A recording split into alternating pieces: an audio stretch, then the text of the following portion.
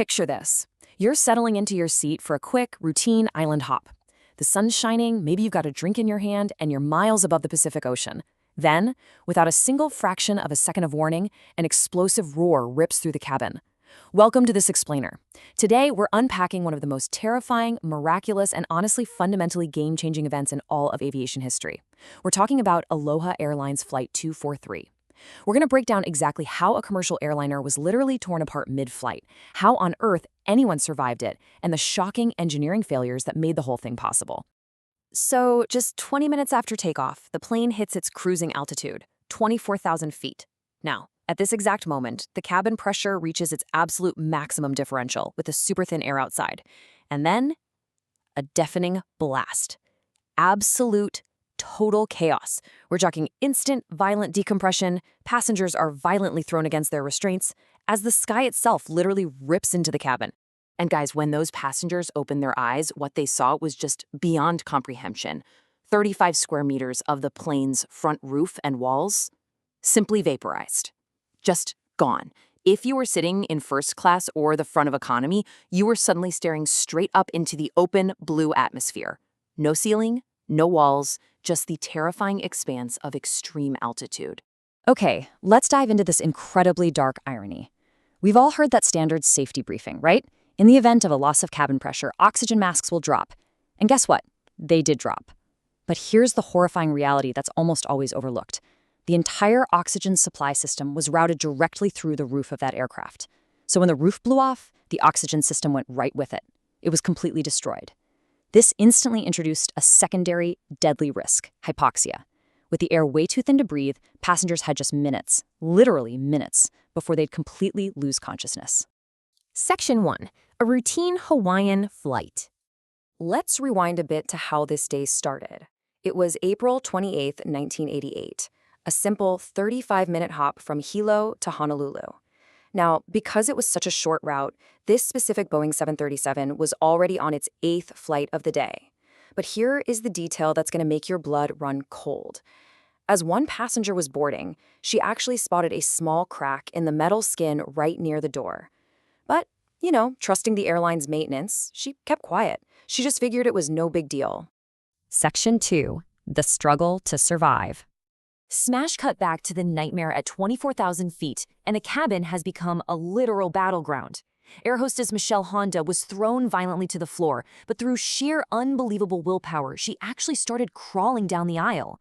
She's desperately trying to find the pilots, asking terrified passengers if anyone knows how to fly a plane. And get this, she's doing all of this while battling winds of 500 kilometers per hour. To put that in perspective, that is faster than a Category 5 hurricane, tearing straight through the open cabin, literally threatening to suck people right out of their seats. But wind wasn't their only enemy up there. The temperature at that altitude, a lethal minus 45 degrees Celsius. And remember, this is a Hawaiian flight. These folks are dressed in tropical shorts, t-shirts, and sandals. They were instantly freezing, battered by hurricane-force winds, and suffocating, all at the exact same time. Now, up in the cockpit, things were miraculously just a tiny bit better. Captain Robert Schornsteimer and First Officer Mimi Tompkins actually still had a roof over their heads, and crucially, their oxygen masks worked. Realizing the extreme life-or-death peril their passengers were in, they executed a terrifying, heart-stopping dive. They pointed the nose down and dropped at a mind-bending rate of 4,100 feet per minute. They were just racing to get below 10,000 feet where the air was actually breathable. But here's the catch. That incredibly aggressive descent revealed an unimaginable structural peril. With 35 square meters of the upper fuselage totally gone, the only thing holding the entire front of the plane to the rest of the body was the floor beams, and they were bending. The nose of the aircraft was physically sagging down by a full meter under the aerodynamic strain. I mean, think about that. The pilots were literally flying a plane that was actively snapping in half in midair. Section 3, against all odds. Once they hit 14,000 feet, the immediate threat of suffocating faded, but the nightmare was far from over. Honolulu was way too far away. They had to divert to Maui. And this final approach, it was an agonizing, nearly impossible puzzle. Step 1, they had to evade the 10,000-foot Haleakala Mountain standing right in their path. Step 2, they had to bleed their speed down to a crawl of 170 knots just to keep the plane from tearing completely apart, all without stalling.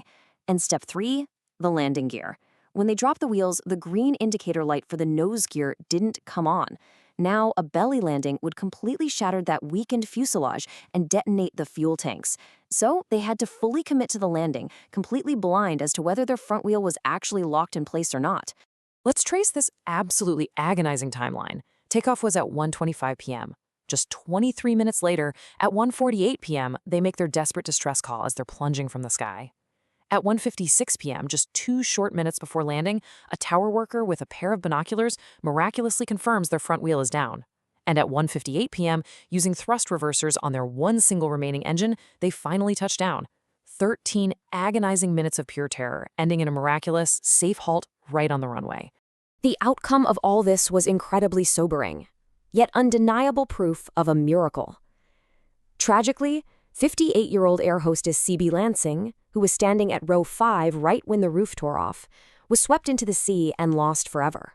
But 94 people survived. And why? Because the flight had only just hit cruising altitude, and the pilot hadn't turned off the seatbelt sign yet. Every single passenger in that fully exposed section was strapped in. Those seatbelts were the only things keeping them from being pulled out into the void. Section 4, investigating the wreckage. Now, what's really interesting about this slide is how the National Transportation Safety Board descended on that shredded Boeing 737 to figure out how a modern aircraft could simply peel open like a tin can. To understand this massive failure, we have to look at the engineering. Aircraft fuselages are made of these 1 millimeter thick aluminum panels. The spot where they connect is called a lap joint, basically a 3-inch overlap. Back in this era, Boeing secured these joints using a super powerful epoxy glue, which was then backed up by rivets. The glue was supposed to evenly distribute the stress of the cabin expanding and contracting, but the NTSB found that Hawaii's super salty, humid air had completely degraded that epoxy. The glue failed, and that forced those tiny little metal rivets to bear 100% of the intense stress of pressurization. You see, an airplane's age isn't just measured in years, it's measured in cycles. Basically, 1 takeoff and 1 landing equals 1 cycle. Now, Boeing originally designed the 737 for 75,000 cycles, but Flight 243, it had endured an unbelievable 89,680 cycles. Because Aloha Airlines used this specific plane for endless, super short 35-minute island hops, it was profoundly overworked, and that led to severe, microscopic metal fatigue and corrosion. So the absolutely crucial point here is this. Boeing actually knew cracks could happen. They built in a safety feature called tear straps every 25 centimeters. The whole idea was, hey, if a crack forms, the strap stops it, keeping the damage to just a tiny 10-inch square. But the metal fatigue on this particular plane was so incredibly widespread that there were thousands of microscopic cracks that literally linked together. Engineers call it multi-site damage. When the pressure peaked at 24,000 feet, those tear straps were entirely overwhelmed, and that entire 35 square meter section just unzipped all at once.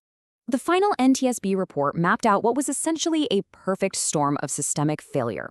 Aloha Airlines took the brunt of the blame. They had terrible maintenance supervision and, shockingly, actually lied about using advanced crack detection equipment.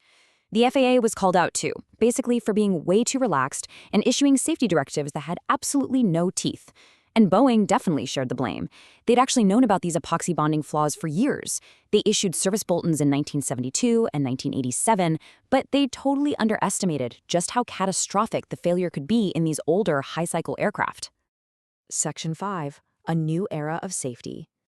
There's a really dark saying out there that aviation regulations are written in blood. The sheer, undeniable visual horror of Aloha 243 forced the entire aviation industry to completely overhaul how we maintain the planes we fly on every single day. The aftermath of this was a massive regulatory sweep. We got the Aviation Safety Research Act of 1988, plus the Aging Aircraft Safety Program. But the biggest shift? It was technological. You could no longer just have a mechanic look at an airplane to see if it was safe. Visual inspections were out. Mandatory eddy current and ultrasonic testing were in, literally using electric currents and sound waves to detect microscopic fractures deep inside the metal long before they ever become deadly. And high-cycle aircraft, the ones making multiple short trips a day, they were slapped with the strictest inspection mandates in history. Think about it. Aloha Flight 243 was just the 8th routine flight of the day, operated by a perfectly reputable airline using one of the most popular aircraft in the entire world. It proves that in high-stakes environments, complacency is honestly just as dangerous as a mechanical flaw. When a system operates flawlessly for years and years, at what point does our trust in the routine totally blind us to the disaster building right beneath the surface? Thank you so much for exploring this with us. Keep questioning the routine, and we'll see you in the next explainer.